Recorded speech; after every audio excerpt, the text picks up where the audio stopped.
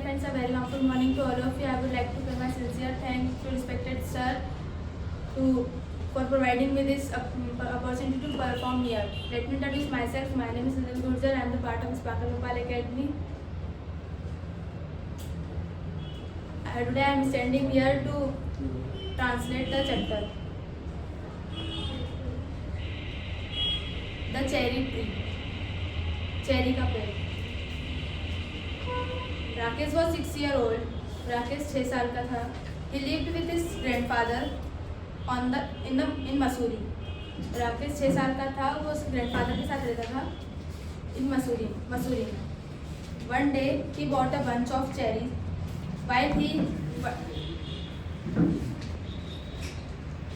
एक दिन उसने चेरी का बंच खरीदा जब वो स्कूल से घर जा रहा था. He began to eat the cherries one by one, and by the time he reached home, there was only 3 cherries left. वो चेरी खाते खाते जा रहा था one by one, and उसी वक्त वो घर पहुंचा तब उसके पास 3 चेरीज बची थी.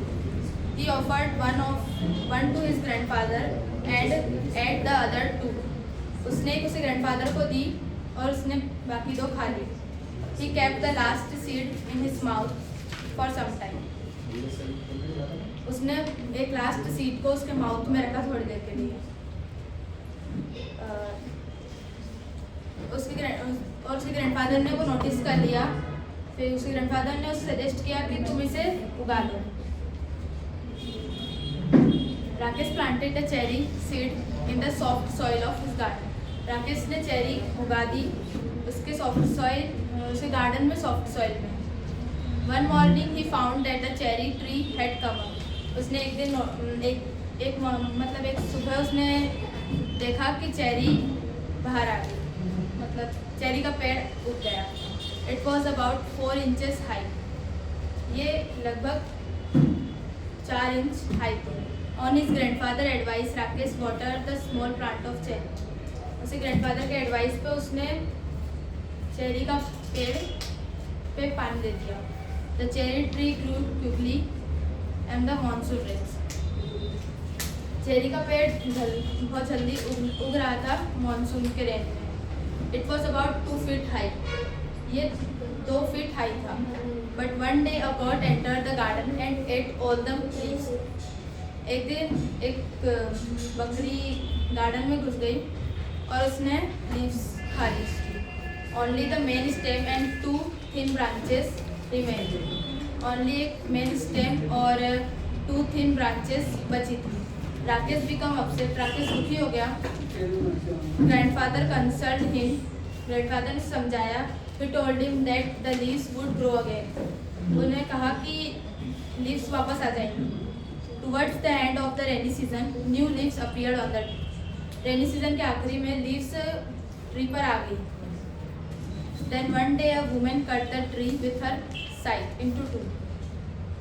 पर एक दिन वुमेन ने ट्री को साइड से 2 भाग में काट दिया. Still it did not die. इस पे भी फिर भी वो नहीं मरा. But the time summer come again. जब समर वापस आया मतलब जब गर्मी वापस आई, it had sent out several new shoots with her tender green leaves. उसके साथ several new shoots भी आई और green leaves भी आई. Rakesh had grown taller too. He was 8 now. Rakesh भी बड़ा हो गया था. वो 8 साल का हो गया था. The cherry tree kept on growing. Cherry का पेड़ उगता गया. Rakesh was very fond of this tree. Rakesh बहुत खुश था इस ट्री से.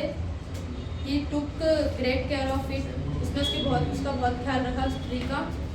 He was very surprised that he planted just one small seed 2 years ago and a big tree come up there. उसे विश्वास नहीं था कि उसने एक स्मॉल सीड से इतना बड़ा पेड़ प्लांट कर दिया. 2 साल बाद वो ट्री बड़ा हो गया था और बहुत